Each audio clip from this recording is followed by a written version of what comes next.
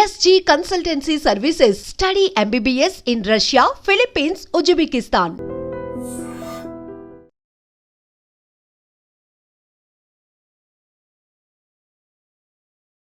రోజులు గడిచిపోతున్నాయి.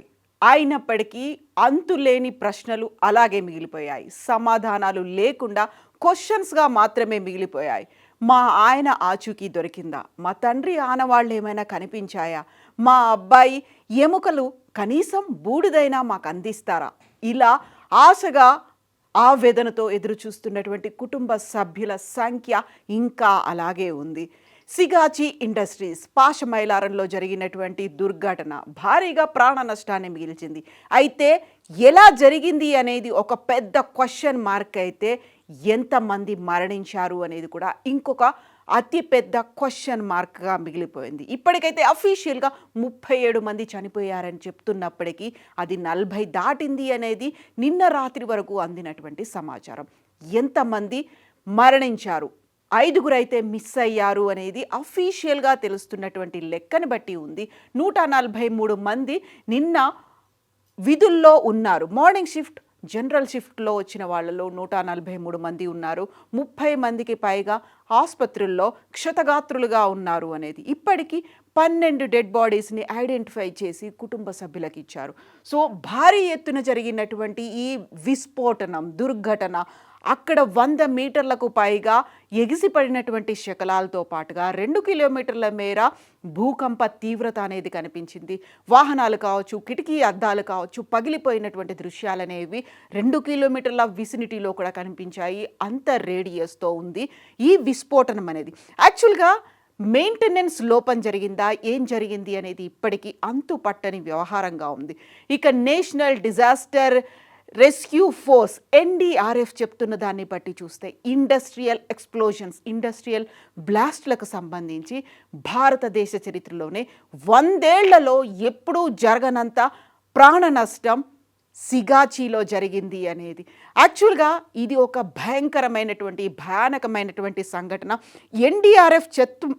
NDRF చెప్తున్న దాన్ని బట్టి చూస్తే మోస్ట్ ఛాలెంజింగ్గా ఇది కనిపిస్తోంది. యాక్చువల్గా ట్రేసెస్ని ఐడెంటిఫై చేయడంతో పాటుగా కాజ్ ఏంటి, ఎందువల్ల ఈ దుర్ఘటన జరిగింది అనేది కూడా మోస్ట్ ఛాలెంజింగ్గా కనిపిస్తోంది అని NDRF దీన్ని క్లెయిమ్ చేసినటువంటి పరిస్థితి. ఎందుకని 100 ఏళ్లలో ఇలాంటి సంఘటన జరగలేదు, ఒక హిస్టరీని క్రియేట్ చేసింది, ఒక బ్లాక్ మార్క్గా మిగిలిపోయింది దేశ చరిత్రలోనే అంటే దానికి సంబంధించినటువంటి లెక్కలు కూడా ఉన్నాయి. ఆగస్టు 21, 2024లో ఆంధ్రప్రదేశ్లో ఎసెన్షియా బయోఫార్మా లిమిటెడ్లో ఒక దుర్ఘటన జరిగింది. ఆ దుర్ఘటనలో 17 మంది ప్రాణాలు కోల్పోయారు. ఇక 2023లో జరిగినటువంటి అచ్యుతాపురం ప్లాంట్ సాహితీ ఫార్మాలో జరిగింది ఆంధ్రప్రదేశ్లో. అక్కడ 7 చనిపోయారు. డిసెంబర్ 2022లో 4 ఎంప్లాయీస్ చనిపోయారు. లారస్ ల్యాబ్స్ విశాఖపట్నం. దీంతో పాటుగా గత 30 నెలల్లో చూసుకున్నట్టయితే 10 దుర్ఘటనలు తెలంగాణలో, అందులోనూ ఇండస్ట్రియల్ ఏరియా పటాన్చెరు, పాశమైలారం, జీడిమెట్ల ఇలాంటి ప్రాంతాల్లో జరిగితే 25 మంది చనిపోయారు. అత్యధికంగా 100 ఏళ్ల హిస్టరీలో చూసినటువంటి సంఘటన సిగాచిలో జరిగింది. ఇక్కడ 37 అఫీషియల్గా లెక్కలు చెప్తున్నప్పటికి కూడా 40ని మించిపోయి ఉంటుంది అని. డిజాస్టర్ కూడా 3 అంతస్తుల్లో సిగాచి అనేది ఉంది. అది ఒక పాన్ కేక్ డిజాస్టర్ లాగా. పాన్ కేక్స్ అనేది ఒకదాని మీద ఒకటి దొంతర్లాగా ఉంటాయి. 3 ఫ్లోర్స్ అలా కుప్పకూలిపోవడం వల్ల కూడా డెబ్రీస్ కింద కూడా ఇప్పటికీ ఆనవాళ్ళు ఏమైనా కనిపిస్తాయా అనేటువంటి వెతకడం. ఎస్కవేటర్స్ ఉన్నాయి, JCBలు ఉన్నాయి. ఇవన్నీ కేవలం 2 మాత్రమే ఉన్నాయి. దానివల్లే డిలే అవుతోంది అనేది అక్కడ కుటుంబీకులు చేస్తున్నటువంటి ఆవేదన, ఆర్తనాదాలు.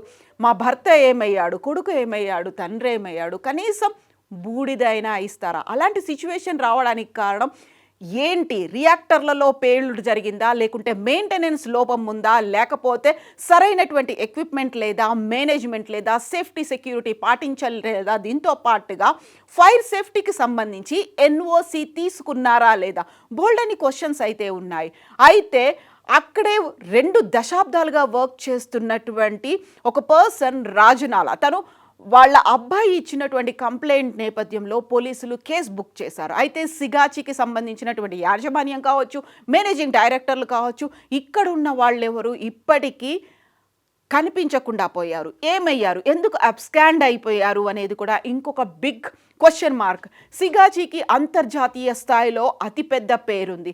9001 to 2025 అనేటువంటి మార్క్స్ ఏవైతే ఉంటాయో, ఒక సర్టిఫికేషన్స్ ఏమైతే ఉంటాయో, గోల్డెన్ స్టాండర్డ్స్ని మెయింటైన్ చేస్తుంది అనేది సిగాచీకి ఉన్నటువంటి పేరు.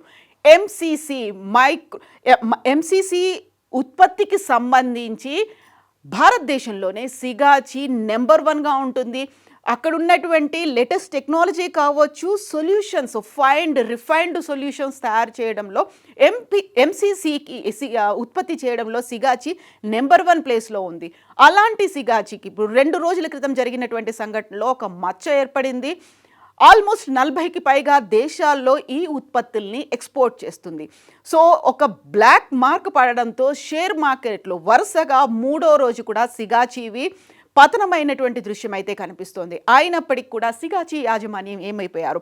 ఇక మనం ఇంతకుముందు చెప్పుకున్నట్టుగా అక్కడున్నటువంటి కొన్ని కేస్ స్టడీలు చూస్తే, వైఫ్ అండ్ హస్బెండ్, ఆంధ్రప్రదేశ్కు చెందినటువంటి వైఫ్ అండ్ హస్బెండ్, ఇదే సిగాచీలో పనిచేసే వాళ్ళు నిఖిల్ అండ్ శ్రీరమ్య 2 నెలల క్రితమే ప్రేమించి పెళ్లి చేసుకున్నారు. పెద్దలని ఒప్పించలేకపోయినందున వాళ్ళంతటా వాళ్లే 2 నెలల కింద పెళ్లి చేసుకున్నారు. తను యాక్చువల్గా జనరల్ షిఫ్ట్లో ఉండాల్సినటువంటి శ్రీరమ్య మార్నింగ్ షిఫ్ట్లోనే జాయిన్ అయింది. ఆ తర్వాత నిఖిల్ నైట్ షిఫ్ట్లో ఉన్నారు. సో ఇద్దరూ అదే ప్రాంతంలో, అదే సమయంలో, అదే బిల్డింగ్లో అక్కడే వర్క్ చేస్తున్నారు. క్వాలిటీ కంట్రోల్ బిల్డింగ్ ఎక్కడైతే కొలాప్స్ అయిందో, ఎక్కడైతే డ్యామేజ్ జరిగిందో ఆ బిల్డింగ్లోనే ఇద్దరు పనిచేస్తున్నారు. ఈ నవవధువులు ఇద్దరు చనిపోయినటువంటి సంఘటన యాక్చువల్గా పేరెంట్స్కి చెప్పినప్పటికీ వాళ్ళు ఒప్పుకోలేదు. ఆ నేపథ్యంలోనే వాళ్ళే అక్కడున్నటువంటి ఎమ్మెల్యే సహాయంతో ప్రేమించి పెళ్లి చేసుకున్నారు. ఆషాఢ మాసం తర్వాత పెద్దల్ని ఒప్పించి ఒక రిసెప్షన్ లాగా అఫీషియల్గా అనౌన్స్ చేద్దామనుకునే లోపే నిఖిల్ అండ్ శ్రీరమ్య చనిపోయినటువంటి సంఘటన.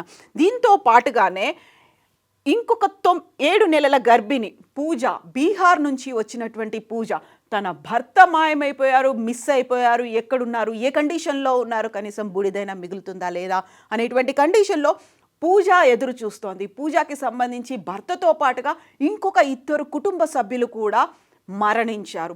యాక్చువల్గా ఈ ముగ్గురు 5 నెలల క్రితమే హైదరాబాద్కు వచ్చారు. సిగాచీలో కాంట్రాక్ట్ వర్కర్స్గా జాయిన్ అయిపోయారు. 5 నెలల్లో ఒక ఉత్పాతం అనేది జరిగింది. కుటుంబాన్ని మొత్తం కుంగదీసింది. భర్త ఆచూకీ తెలియక పూజ ఇప్పుడు అక్కడ ఎదురు చూస్తోంది. కళ్ళల్లో నీళ్లు కూడా ఇంకిపోయినటువంటి పరిస్థితి అక్కడ కనిపిస్తోంది. యాక్చువల్గా ఇలాంటి సంఘటన యాక్సిడెంట్గా జరగలేదు. ఇది జరగబోతోంది అనేది మేము ముందు నుంచి ఎక్స్పెక్ట్ చేస్తున్నాము. ఈ నేపథ్యంలోనే సిగాచి కంపెనీకి, ఆ యాజమాన్యానికి కంప్లైంట్ చేస్తూ వస్తున్నాము, వాళ్ళకి ముందు నుంచి మెన్షన్ చేస్తున్నాము, చెప్తూ వస్తున్నాము. అయినప్పటికీ కూడా దాన్ని పట్టించుకోలేదు అని ఒక పోలీస్ కంప్లైంట్ అయితే చేశారు. యాక్చువల్గా ఎందుకని పట్టించుకోలేదు? అంతర్జాతీయ స్థాయి ప్రమాణాలు ఉన్నాయి. 60కి పైగా ప్రొడక్ట్స్ చేస్తున్నారు. 1990లోనే హైదరాబాద్లో పాషమైలారంలో సిగాచి ఇండస్ట్రీస్ ఏర్పాటు చేశారు. ఎంసీసీలో నెంబర్ 1 ప్రొడక్షన్ ఉంది. మొన్న జరిగినటువంటి ఈ దుర్ఘటనలోనే తెలంగాణలో 6,000 మెట్రిక్ టన్నుల ఉత్పత్తి, ప్రతి సంవత్సరం 6,000 మెట్రిక్ టన్నుల ఉత్పత్తిని సిగాచి చేస్తోంది. సో అక్కడ ప్రొడక్షన్కి దెబ్బపడింది. ఎట్ ద సేమ్ టైం ప్రాణ నష్టం, ఆస్తి నష్టం జరిగింది. 90 రోజులు మేము ఈ ప్లాంట్ని మూసివేస్తున్నాము అని సిగాచి అయితే అనౌన్స్ చేసింది. దెన్ వాట్ అబౌట్ అక్కడ మిస్ అవుతున్నటువంటి ప్రాణాలు? ఇప్పటికీ అయితే అక్కడ ఎముకల గూడు కాదు కదా, బూడిద కూడా మిగిలిన పరిస్థితుల్లో 50 వరకు డిఎన్ఏ శాంప్లింగ్ కోసం 50 డిఎన్ఏ శాంప్లింగ్స్ తెలంగాణ ఫోరెన్సిక్ డిపార్ట్మెంట్కి వచ్చాయి. ఇప్పుడు డిఎన్ఏ అంటే కుటుంబ సభ్యుల రక్తాన్ని సేకరిస్తారు. అక్కడ ఉన్నటువంటి డెడ్ బాడీస్లో ఉన్నటువంటి మిగిలిపోయిన ఎముకలు ఏమైనా ఉన్నాయా, లేకపోతే దంతాలు, వాటి నుంచే ఇప్పుడు డిఎన్ఏ శాంప్లింగ్ చేయాల్సినటువంటి పరిస్థితి. ఎలా ఉన్నారో తెలియదు, ఎవరో ఐడెంటిఫై చేసుకోలేని పరిస్థితి. అక్కడ కంప్లీట్గా ముద్దలుగా ఉడికిపోయినటువంటి సిచ్యువేషన్లో ఇక బూడిద తప్ప ఇంకేమీ ఆనవాళ్లు కనిపించని పరిస్థితుల్లో ఎలా ఐడెంటిఫై చేస్తారు? ఎవరిని ఎప్పుడు హ్యాండ్ ఓవర్ చేస్తారు? 143 మంది ఉంటే అందులో కేవలం 5గురు మాత్రమే మిస్సింగ్ అనేటువంటి ఒక లెక్కలైతే కనిపిస్తున్నాయి. ఆ 5గురు ఆ బిల్డింగ్లో కాకుండా ఇంకేదైనా బిల్డింగ్లో ఉంటారేమో అనేటువంటి ఒక అనుమానంతో పాటుగా ఆ 5గురు రిపోర్ట్ చేయలేదేమో అనేటువంటి ఇంకొక అభిప్రాయం కూడా వస్తుంది. బట్ ఆ 5గురు శిథిలాల్లో ఉన్నారా, లేకుంటే ఈ బ్లాస్ట్లో బూడిదగా మిగిలిపోయారా? బోల్డని క్వశ్చన్ మార్క్స్ ఉన్నాయి. అయినప్పటికీ సిగాచి ఇండస్ట్రీస్ యాజమాన్యం ఇప్పటికీ ఎందుకు స్పందించడం లేదు? సో నష్టపరిహారానికి సంబంధించి అయితే సిగాచి పేలుడు జరిగినటువంటి వెంటనే ఒక స్టేట్మెంట్ని రిలీజ్ చేసింది. మేము అన్ని ప్రమాణాలు పాటిస్తున్నాము, ఇన్సూరెన్స్ కూడా ఉంది, ఇన్సూరెన్స్ డబ్బులను కూడా చెల్లిస్తాము మరణించిన వారికి అనేది. అయితే ఇక్కడే అతి కీలకమైనటువంటి ఒక పరిస్థితి అనేది మనం అబ్జర్వ్ చేయాల్సిన అవసరం ఉంది. మండే ఎక్కువ పని ఉంటుంది కాబట్టి రెగ్యులర్ ఎంప్లాయీస్, రెగ్యులర్ వర్కర్స్ కాకుండా ఎక్స్ట్రా కాంట్రాక్ట్ బేసిస్ మీద మిగిలిన వాళ్ళని తీసుకొచ్చారు. వాళ్ళకి సంబంధించినటువంటి ఆనవాళ్ళు, అంటే వాళ్ళు కాంట్రాక్ట్ బేసిస్ మీద వర్క్ చేస్తున్నారు కాబట్టి వాళ్ళకి రెగ్యులర్ ఎంప్లాయీస్కి ఉన్నటువంటి వసతులు, అంటే అందులో ఇన్సూరెన్స్ అనేది కూడా వాళ్ళకి లభించదు. రెగ్యులర్ ఎంప్లాయీస్ అయితే ఫోన్లను కూడా క్యారీ చేయొచ్చు, లోపలికి తీసుకెళ్ళొచ్చు. అయితే కాంట్రాక్ట్ ఎంప్లాయీస్కి సంబంధించి ఫోన్లని బయటే హ్యాండ్ ఓవర్ చేసి వెళ్ళాలి. సో అందులో ఉన్నటువంటి ఒక 10 మంది పర్సన్స్ ఫోన్లు అయితే బయట ఉన్నాయి, ఆ 10 మంది పర్సన్స్ మిస్ అవుతున్నారు. మరణాలు సంభవించాయి. కేంద్ర ప్రభుత్వం, రాష్ట్ర ప్రభుత్వం, ఎవరైతే మైగ్రెంట్ వర్కర్స్ ఇతర రాష్ట్రాల నుంచి వచ్చారో వాళ్ళకి ఆ రాష్ట్ర ప్రభుత్వాలు కూడా నష్టపరిహారాన్ని అనౌన్స్ చేశాయి. దెన్ వాట్ అబౌట్ సిగాచి ఇస్తున్నటువంటి నష్టపరిహారం? ఇవ్వాల్సినటువంటి నష్టపరిహారం కేవలం వాళ్ళ రెగ్యులర్ ఎంప్లాయీస్కి మాత్రమే ఇస్తారు తప్ప ఈ కాంట్రాక్ట్ వర్కర్స్కి ఇవ్వరు. అలాంటప్పుడు వాళ్ళకి నష్టాన్ని భర్తీ చేసేది ఎవరు? కేంద్ర ప్రభుత్వం 2 లక్షలు, ఆ తర్వాత తక్షణ సహాయం కింద 1,50,000 రూపాయలు, క్షతగాత్రులకి 50,000, ఆ రాష్ట్రాల నుంచి వచ్చినటువంటి ఎంప్లాయీస్కి, మైగ్రెంట్ వర్కర్స్ కోసం 2 లక్షలు ఒక్కొక్క రాష్ట్రం అనౌన్స్ చేసినప్పటికీ ₹1 కోటి నష్టపరిహారం ఇవ్వాలని రాష్ట్ర ప్రభుత్వం సీఎం రేవంత్ రెడ్డి సిగాచికి ఆదేశాలు జారీ చేసినప్పటికీ వాళ్ళ దగ్గర నుంచి ఇప్పటికీ రిప్లై రాలేదు, ఆన్సర్ రాలేదు. మోర్ ఓవర్ ఈ ప్రమాదం జరగబోతోంది, ఇలాంటి మెయింటెనెన్స్ లోపాలు ఉన్నాయని ముందు నుంచి హెచ్చరిస్తున్నటువంటి పర్సన్స్ వాళ్ళు చెప్తున్నటువంటి మాటని సిగాచి యాజమాన్యం ఎందుకని పట్టించుకోలేదు? సో మొత్తం అంతా ప్రతిదీ అక్కడ నిర్వహణ లోపం అనేది కనిపిస్తోంది, నిర్లక్ష్యం అనేది కనిపిస్తోంది, మెయింటెనెన్స్ లోపాలు ఉన్నాయి. ఎట్ ద సేమ్ టైం మెషినరీకి సంబంధించి ప్రాపర్ హ్యాండ్లింగ్ చేయలేదు. డిసెంబర్లోనే మెషినరీ మెకానిజానికి సంబంధించి ఇన్విజిలేషన్ అయినప్పటికీ కూడా జూన్ 30న ఈ ప్రమాదం ఎందుకు సంభవించింది? తీసుకొచ్చినటువంటి సరికొత్త ఎక్విప్మెంటు, లేటెస్ట్ టెక్నాలజీని హ్యాండిల్ చేసేటువంటి మ్యాన్ పవర్ లేకపోవడం. యాక్చువల్గా రియాక్టర్లో ధ్వంసం జరిగిందా, బ్లాస్ట్ అయిందా, ఫర్నేస్లో అయిందా, ఎయిర్ కంప్రెషన్ ఎక్కువైందా, బ్లాకేజెస్ అయ్యాయా, హై టెంపరేచర్ వల్ల ఇది జరిగిందా? అన్ని బిగ్గెస్ట్ క్వశ్చన్ మార్క్స్, $1 మిలియన్ క్వశ్చన్లుగా మిగిలిపోయాయి. సిగాచి స్పందించాల్సినటువంటి అవసరం ఉంది. సో ఇటువైపు ఎవరైతే బాధిత కుటుంబాలు ఉన్నారో వాళ్ళకి కనీసం తమ ఆప్తులు, తమ కుటుంబ సభ్యులకు సంబంధించి ఆనవాళ్లు కూడా ఇవ్వాల్సినటువంటి అవసరం ఉంది. ఓవరాల్గా ఒక నిర్లక్ష్యం, ఒక నిర్లిప్తత ఇంతమంది ప్రాణాలు తీసింది. ఎంతమంది? అది కూడా ఒక పెద్ద క్వశ్చన్ మార్క్. వీటన్నిటికీ ఆన్సర్స్ రావాల్సినటువంటి అవసరం ఉంది. యాక్చువల్గా వ్యూవర్స్గా మీరేమనుకుంటున్నారు? ఎందువల్ల ఈ ప్రమాదం జరిగి ఉంటుందని మీరు భావిస్తున్నారు? కామెంట్స్ రూపంలో తెలియజేయండి. నిజంగా ప్రస్తుతం ఉన్నటువంటి సమాజం దేనికి ప్రయారిటీ ఇస్తుంది? ఆర్థిక సంబంధాల చుట్టూ మాత్రమే తిరుగుతోంది. మళ్ళీ ఎన్నికలంగానే చాలా విరక్తి కలుగుతున్నాం. మంచి అనిపిస్తుంది కదా, లేడీస్ కూడా ఛాలెంజింగ్ జాబ్స్ చేసినప్పుడు చాలా బాగుంటది. ట్రాఫిక్ అసిస్టెంట్స్ గా నియమించిన ట్రాన్స్జెండర్స్ అందరితో సాల్యూట్ చేయించుకుంటున్నారు. ఫుడ్ డెలివరీ ఇవ్వటానికి వెళ్ళినటువంటి డెలివరీ బాయ్ అనిల్ పై కళ్ళ ముందు పెళ్ళండుకోండి.